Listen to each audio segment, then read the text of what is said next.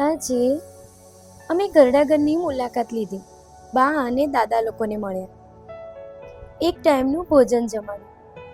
ગુરુ પૂર્ણિમા નિમિત્તે ગરડાગરમાં વૃદ્ધોને ઉષા ફાઉન્ડેશન દ્વારા ભેટ આપવામાં આવી.